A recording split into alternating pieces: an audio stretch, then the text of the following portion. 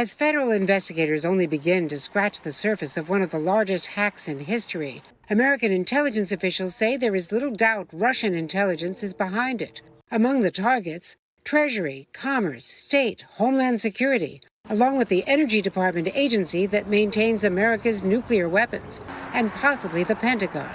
This is a chilling example of how aggressive Russian cyber activities have become. Federal investigators say the attack dates back at least to March. The culprit, malware embedded into an update for software used by 300,000 customers, including the federal government and top Fortune 500 companies.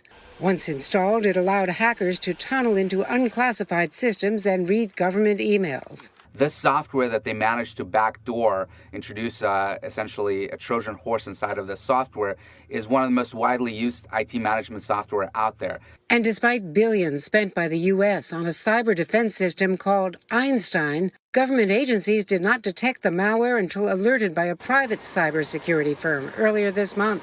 How could this go undetected for as long as 9 months by the U.S. government? What is remarkable about this is it wasn't detected sooner. Our biggest problem in America is we have too much to defend and too few people to defend it. A Homeland Security Bulletin says the intrusion poses a grave risk to the federal government, and identifying and removing it will be highly complex and challenging.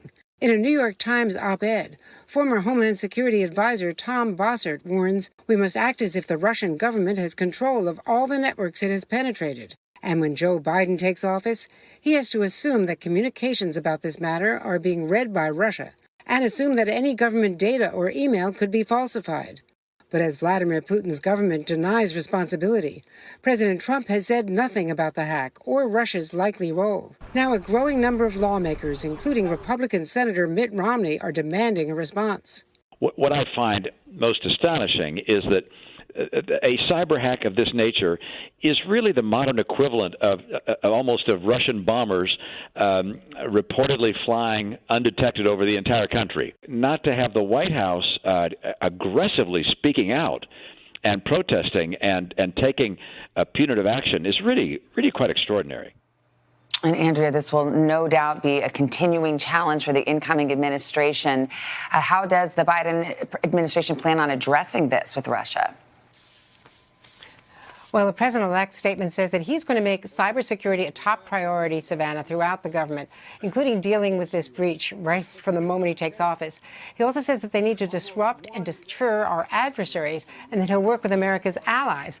Most immediately, of course, he's going to have to replace all those top Pentagon and Homeland and intelligence officials who've been purged by President Trump, including Chris Krebs, that top cyber official you interviewed, who was fired just for saying that the election results were honest and not faked. But I've got to tell you, his biggest problem is going to be to replace them and also to figure out what is Vladimir Putin reading while they're trying to find out how much the damage is. How much of his plans have they, are they actually seeing? Yeah. Because they're in our systems. They're in there, and by this time, have their own ways back in. Unfortunately, Andrea, thank you very much.